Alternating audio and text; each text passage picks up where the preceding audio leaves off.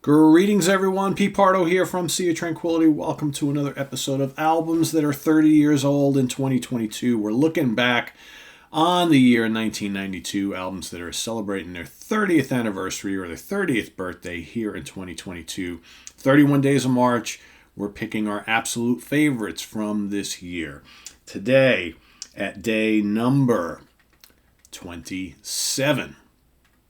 Hard to believe. We've gotten through, we're almost done with the month already. It's crazy how fast it's gone. Today, a great album from this particular period.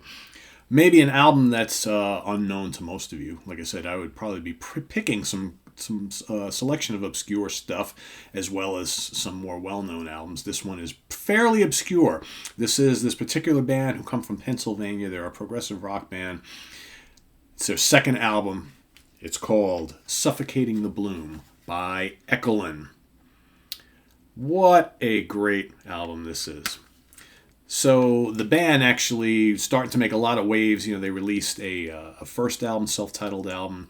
Then this, they had a little EP. They got signed by Sony Records for their third full-length, As the World.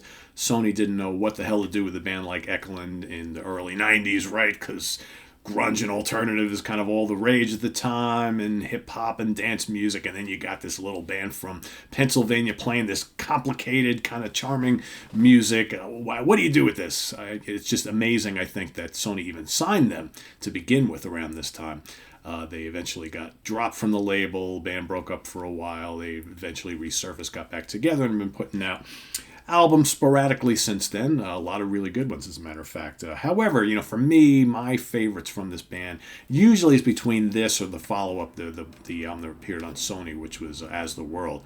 This, I think, is a little bit more kind of old school prog, I think, whereas As the World is a little bit more accessible. Got lots of hooks, and it actually doesn't sound out of place in the 90s, whereas this has all the little intricacies and things that we loved from bands like Genesis and Gentle Giant and whatnot from the 70s. So we've got in the band Ray Weston on lead vocals, Brett Cull on guitars, lead and backing vocals, Christopher Busby on keyboards and backing vocals, Thomas Hyatt, bass, MIDI pedals, and Paul Ramsey, drums, percussion, backing vocals, with some guest musicians on violin and viola, cello, flute, saxophone, additional percussion, and so on and so forth. So we have basically, it depends on how you look at it. You've got 10 songs, 10 tracks, and then you've got the mammoth near half hour, A Suite for the Everyman, which is about, like 28 and change. And that's comprised of, another 10 little tracks, right? But the first half of the CD, and this is a long one, it's like about 70 minutes long, is comprised of like longer and shorter pieces. You've got, kicking off, you got 21, really nice kind of up-tempo, catchy. This band has this way with these kind of like, everything they do is kind of complicated but presented in a way that it's really not. So they've got these kind of quirky little arrangements and grooves and rhythms and things, and the multi-part vocal harmonies, but it sounds really smart and it sounds really intelligent. But there's a pop sensibility about their music, which I always really liked. You got Winter Through, Memoirs from Between, that's one of their lengthier pieces on the first half of the CD. It's 8 minutes long. A lot of these other ones are range between like 2 and 4 minutes long. 5 minutes long. In Every Garden, very charming song. Great little melodies in there. Reaping the Harvest, A Little Nonsense might be one of my favorites on here. Real quirky. It's got this kind of Gentle Giant thing going on, but a great little chorus.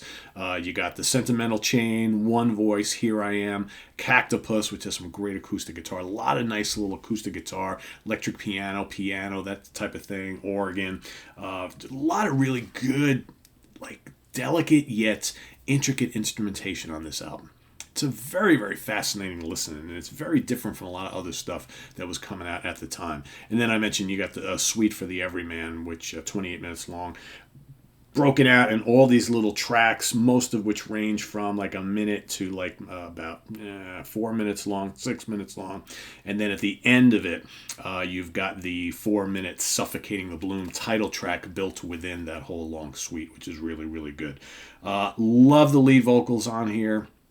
it's really interesting because at times I think Ray Weston can sound very aggressive. At other times, he has kind of like this Michael Sadler thing from Saga going on. And then I think Brett Cole also really good vocals. The two of them have very, very strong vocals, and they play off each other really well. I like it. Really, really great album. And like I said, it's either my favorite from them or my second favorite from them.